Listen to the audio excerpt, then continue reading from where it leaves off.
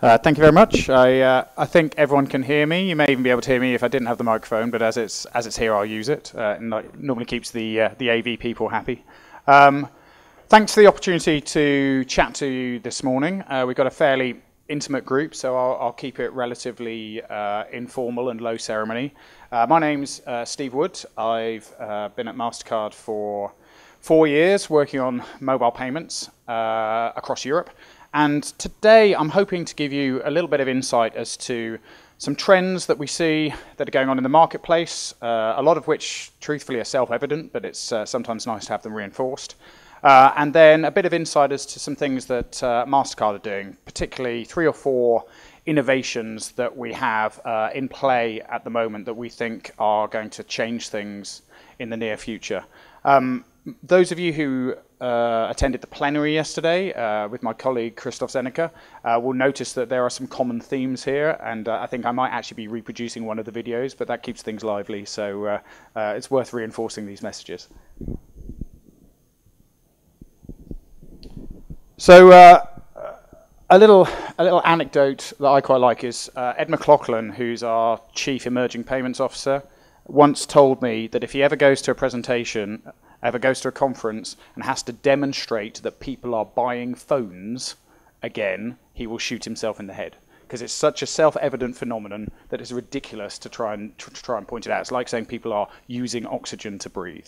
That said, there was an Economist article this year that I really liked, where they stressed just how ubiquitous smartphones are becoming and just how fast the growth rate is. So they're outstripping the pace of growth that we saw for PCs and for old-style mobile phones. They call it the defining technology of the early 21st century, which I think is quite a nice phrase.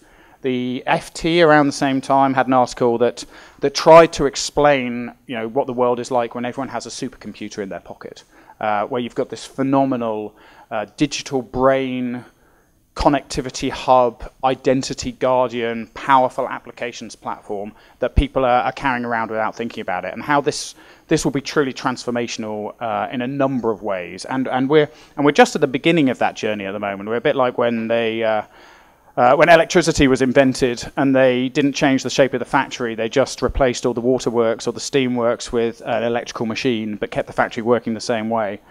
We're just at the beginning of the journey of working out what all this means. One of the things that I think is interesting is in terms of mainstream and mass mobile payments, actually we've taken quite a while to get to reasonable adoption on the mobile phone. Mobile phones have replaced so many other things. They've replaced maps, they've replaced running monitors, they've replaced conversation if you're under the age of 25. That it's taken quite a while before mobile payments have really taken off. And I think that's beginning to happen now, and I'm going to sort of demonstrate that in a few ways. So there are a number of reasons why the market is ready. First of all, consumers are ready. And frankly, consumers have always been ready. They've spotted what I've just articulated about the fact that mobile phones are incredibly powerful and can be used for all sorts of things. So as long ago as, I think it's 2012 this stats comes from, 60% of consumers just assumed that sooner or later mobile phones would become a dominant means of making payments.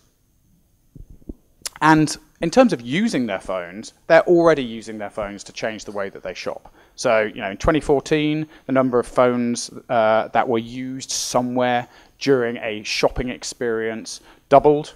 And, now 40% of digital orders are covered by mobile phones or tablets. So we're seeing a shift away from what I rather like the phrase called traditional e-commerce on tethered devices and on tethered laptops to mobile devices and to smartphones. So this is happening. This is a self-evident trend, and frankly, it's not in dispute anymore.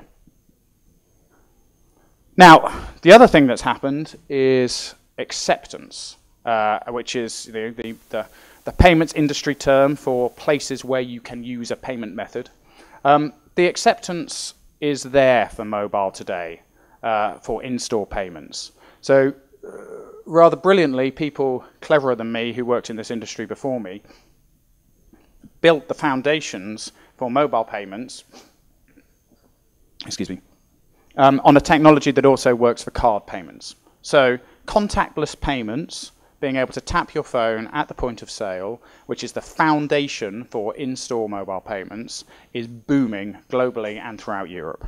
And there's a ton of stats that I could throw at you. We've seen, I think it's 170% year-on-year growth in terms of the number of tapped payments across Europe. We've got 300% growth in terms of euro value of tapped payments. Transport for London in the UK, where I'm sure you're aware, they put the whole network live for open loop tap payments. They announced in June I think it was their 100 millionth journey that had been paid for using this method. It's showing phenomenal growth, and it's transitioning in some markets very quickly from something that was a bit strange and people couldn't work out the point of it to something that people get frustrated when it's not available. That you're beginning to see that in certain markets. In the Czech Republic, 1 in 2 transactions are tapped. In Poland, 1 in 3 transactions are tapped. So the foundations are there. Mastercard has done a few things to push the industry forward using horrible sounding words like mandates to make sure that by 2020 every terminal in Europe will be contactless. But the work that we're doing is really just following the industry, because this transition is happening anyway, because consumers and merchants like the convenience. Another innovation in this space, which we're beginning to see with mobile devices, is the growth of on-device verification. So in the UK and France, with a couple of exceptions, but by and large, if you tap, you can only do it for low-value payments. In certain parts of Europe, you can do it for high-value payments, but you've got to enter a PIN on the terminal. In the world of mobile, you'll be able to do it with a single tap and with verification on your mobile device using a thumbprint or a PIN or something like that. You can do this with the iPhone. I think you can do it in France already with the APM standard if you've got a French NFC deployment. There's some terminals and some handsets that accept that, but this is going to become more and more prevalent. So the acceptance is there and consumers are ready for it.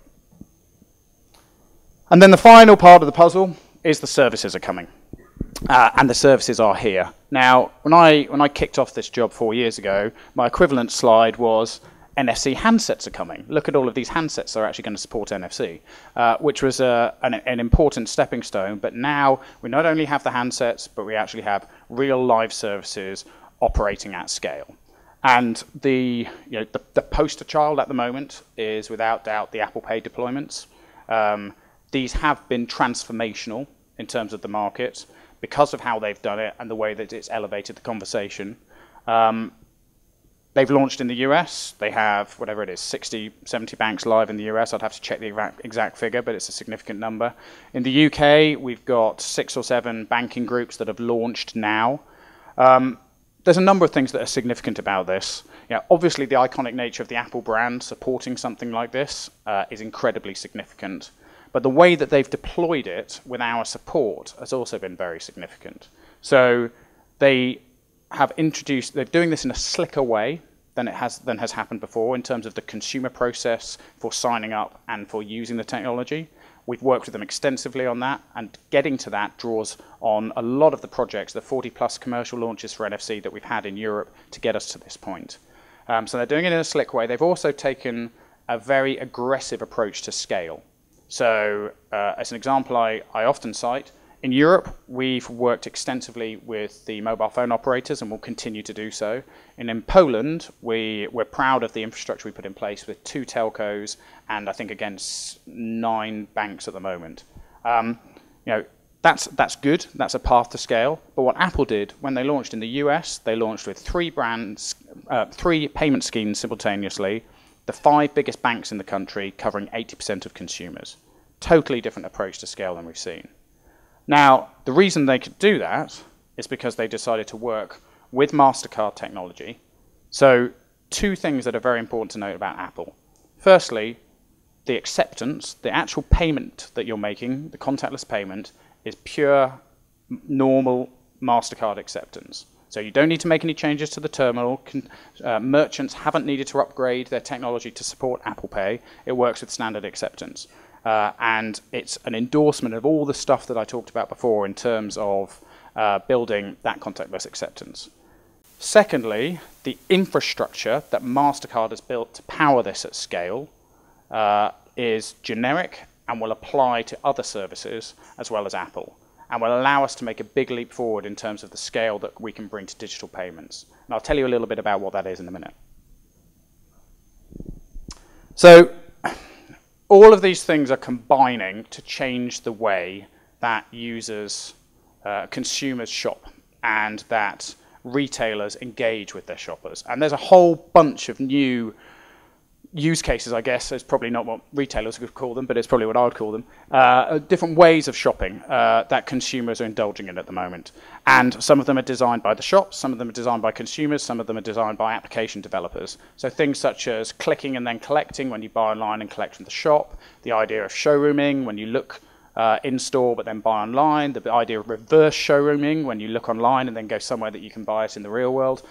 All of these things are happening, and the challenge for us at Mastercard is twofold. It's to make sure that we provide scale where scale is important, but flexibility where individual participants, retailers, merchants, and wallet providers need that flexibility, and to get the right balance between security and usability. So in this world, the traditional distinctions between an in-store payment and an online payment become increasingly irrelevant. And the example I'll give right at the end of this, which is a Wagamama project we have in the UK, illustrate that very nicely, where it's technically a remote payment, but everything about the experience is in-store. So this gives us a new set of challenges in terms of designing the right kind of technology with the scale and flexibility, and again, with the right level of security and usability. So what are we doing about it? Well, we're doing a whole load of things in this space, but there are 3 examples that I want to give you now, which will demonstrate how Mastercard is evolving and fundamentally upgrading our capability to better serve consumers, digital providers, and retailers. Firstly, there's this thing we call the Mastercard Digital Enablement Service, which is typically shortened to MDES because it's a bit of a mouthful. This is the underlying infrastructure that powers Mastercards on Apple Pay. And that's just step 1. What this actually is a fundamental upgrade of Mastercard's network and infrastructure to better serve the new digital ecosystem. So historically, Mastercard has been good at solving many-to-many problems. Banks don't want to have individual relationships with millions of different shops. A bank in the UK is never going to cut a deal with a merchant in Bangladesh. But there is a consumer need to be able to shop when you go traveling and at home without the bank having that relationship. And that's what Mastercard built its network to do. In the digital world, we're going to end up with a significant number of digital environments where banks will want to place their payment credentials. And MDES is the fundamental upgrade of our platform to manage that. So on the left-hand side, you have multiple banks that want to reach these wallets. And the pitch to them is do the integration once. Your first integration might be for Apple Pay if you're in the UK or the US.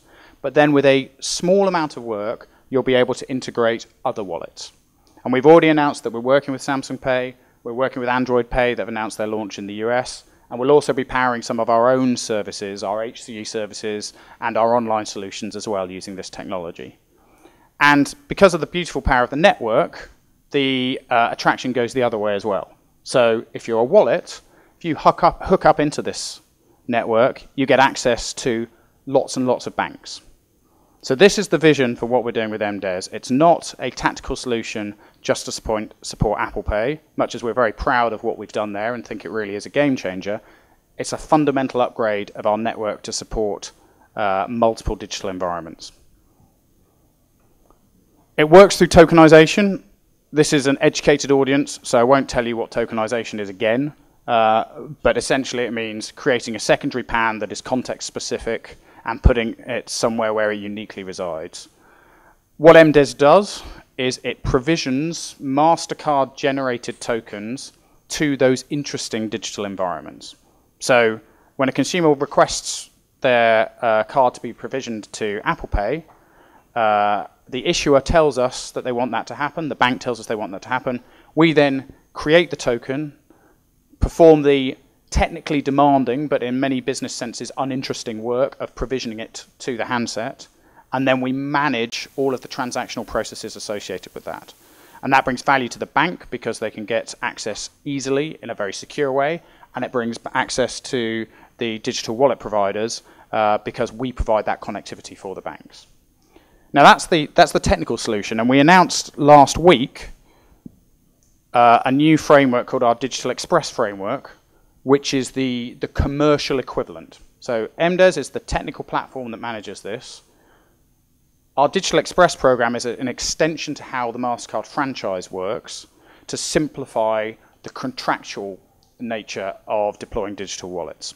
So to date, you've had to negotiate bilateral agreements, or banks have had to negotiate bilateral agreements with digital wallets.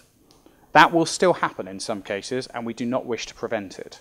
However, there is value to many digital wallets, and indeed to banks, to simplify this process by putting together a structure of standard terms and conditions where if you meet the right requirements, you can participate in a program that allows you access to the network without having to sign individual agreements. This is exactly what we do with our standard business. If you're an individual shop, you don't have to negotiate with all of the banks. You engage with the Mastercard franchise scheme, and that powers it. So the promise here is very much it's the contractual equivalent of what I just said. So from a bank's point of view, you say, I'm going to sign up for this program. So any of the wallets that have also signed up for this program, my consumers can have their cards placed there.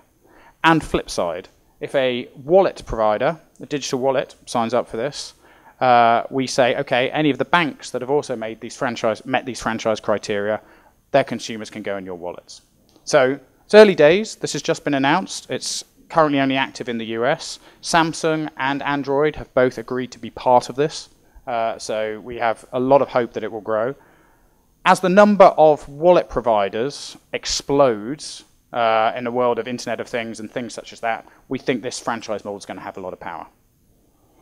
So I've got two more quick things that I'll show you, and then I'll wrap up because I'm probably over time. Apologies if I am. Internet payments. One of the things that we're doing to make internet payments more secure is implementing a technology that allows you to make chip-like payments over the internet. Again, like most things at its core, it's a very simple concept, quite tricky to implement, but if you've got payment credentials in a digital device, why limit it to making EMV chip-like payments over a contactless interface? Why not extend that so you can make a chip-like payment over the internet as well? We piloted this in Europe a couple of years ago with ING, which allows me to claim to my colleagues that we invented it, and its first deployment globally is in Apple Pay.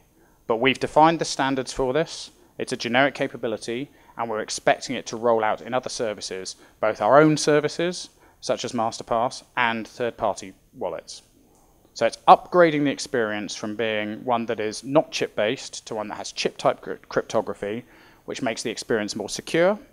And also, because it's more secure, you can simplify it.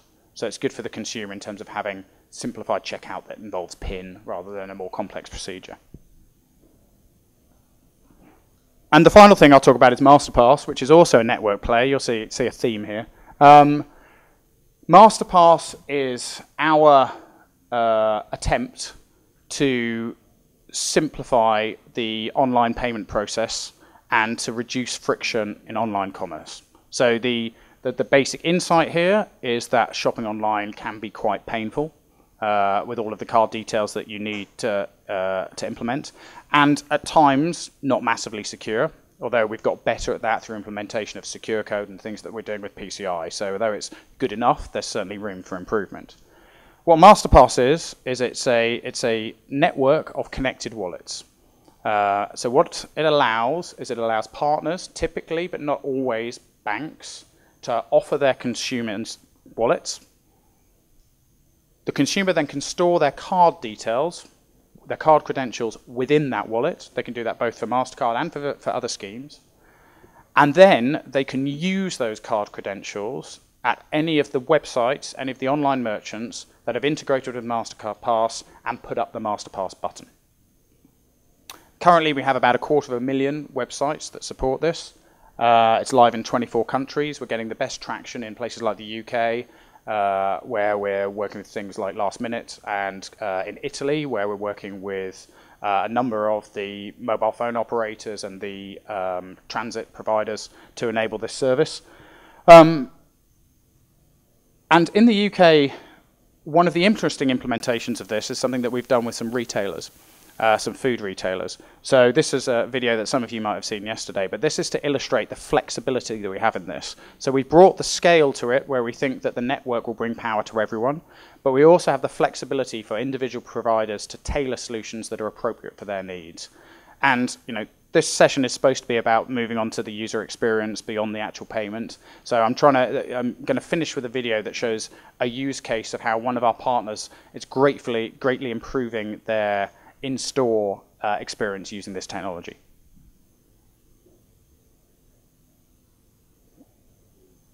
If I can find my cursor.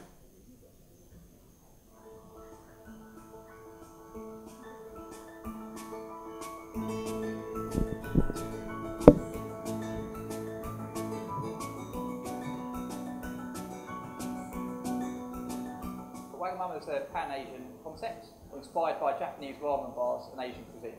Our first restaurant opened in Bloomsbury in 1992. We're in 16 countries, 147 restaurants worldwide. Our concept's based on fresh food, prepared to order, nutritious, delivered as soon as it's ready out of the kitchen. So it hits the customer as fresh as possible. I'm IT director at Wagamama. My job's to look at new innovations, specifically in the digital space, that's going to help drive the customer experience. Customer services is the heart of everything we do. Everything we focus on is driven by the customer experience. We recognise there's an opportunity by simplifying and quickening the payment process. The idea became, how can we make it so the customer can pay in a very secure, safe and simple way for brands they recognise and trust and leave when they're ready to, rather than when we're ready to provide them with a bill and take payments. We wanted something that just basically they could go any venue and pay using a card. So to do that, we needed to find a company that had the brand that people trusted, recognised, and was going to be safe and secure, and had the ability to be able to scale up on a global scale. So we approached Mastercard and we shared our vision, and they were engaged in what we were delivering. As a consumer, you download the app, you sign into the app, put your payment details into the app, they're safe and secure. You show the code to the waiter will sign that code to the table, so the two are linked up. You then in real time see the order. When you're ready to pay, you pick the card you want to pay with, put the tip in if you want to, and then hit pay, put your password in, process is finished, you get a receipt on your phone, and it closes the check on the till. You're ready to leave. If you want to share that bill with a colleague or friend, you show them the code, they can basically then select the things they're willing to pay for. From Wagamama perspective, we're enhancing the customer experience, we're speeding up the payment process from a consumer and the restaurant perspective, and we're enabling the staff to focus on serving and driving revenue.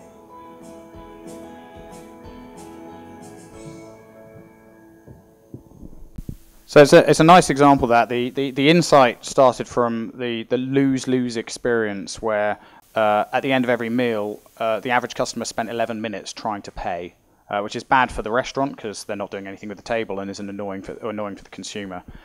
We're building on this now, and we're actually introducing other restaurants to the same application, so Carluccio's and Ask Italian in the UK.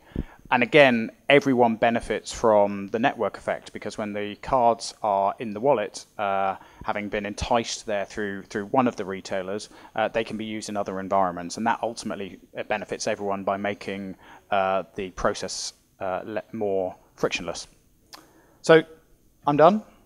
Thank you very much for your time. I hope that was informative. Happy. Thank you very much.